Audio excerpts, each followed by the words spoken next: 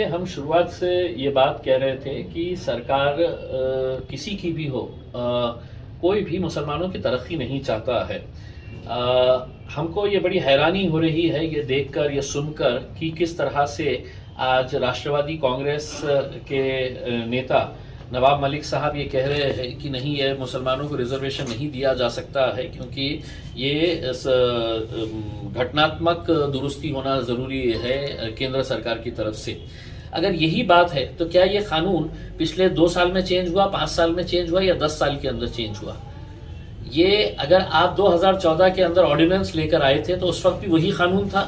यानी कि इसका मतलब यह है कि आप सिर्फ एक गाजर और एक लॉलीपॉप देना चाह रहे थे मुसलमानों के हाथ में। कोई कानून बदला नहीं है, पहले से ही वही कानून था।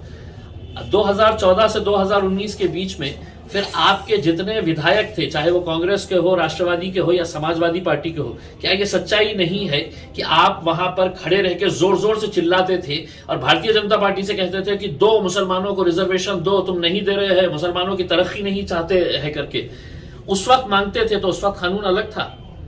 आज आप ये जो ज्ञान बांट रहे हैं हमें कि नहीं कानून ऐसा होना चाहिए, कानून के अंदर हम नहीं दे सकते हैं, ये है करके, यानी कि इसका साफ मतलब ये है कि आप मुसलमानों को सिर्फ बेवकूफ बनाने का एक धंधा चला रहे हैं उसमें।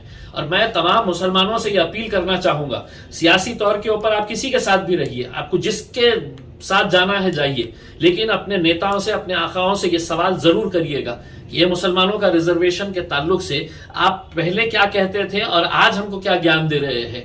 नई बात, हकीकत यह है कि सरकार अगर चाही तो एक दिन के अंदर मुसलमानों को रिजर्वेशन दे सकती है, क्योंकि हाईकोर्ट से क्लियर हुआ हुआ है। हाईकोर्ट ने कहा है कि 5% रिजर्वेशन सिर्फ एजुकेशन के अंदर मिलना चाहिए। तो ये आप क्यों नहीं दे रहे हैं? आपकी नीयत नहीं है, आप मुसलमानों को पिछड़ा ही रहने देना चाहते हैं। सिर्फ आप अपनी जाती तौर के ऊपर मैं कितना बड़ा हो जाऊं, मुझे क्या मिल रहा है ये देखेंगे, लेकिन कौम के बारे में आप कोई नहीं सोचना चाहता है।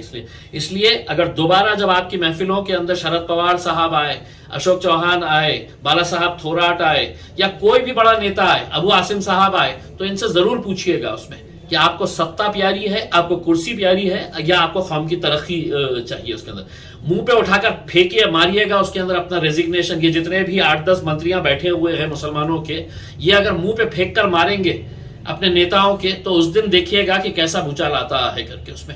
उनको उस दिन समझ में आएगा कि नहीं, हम जो है, और आपको उस दिन ये पूरी कौम जो है वो सर के ऊपर बिठाएंगे। हम भी आपको कांधे के ऊपर बिठा के है तो हम आपको लेकर चलेंगे उसमें, लेकिन आपको अपनी सिर्फ है तो ओहदिया चाहिए, कुर्सी चाहिए। कौम गई चूल्हे में, आपको कोई लेना देना नहीं है। तो आज जो ये जो बयान आ रहे हैं, मेरे हिसाब से ये बहुत ही अफसोसनाक है और मुसलमानों के साथ कैसा धोखा किया जा रहा है ये इस बात से साबित होता है।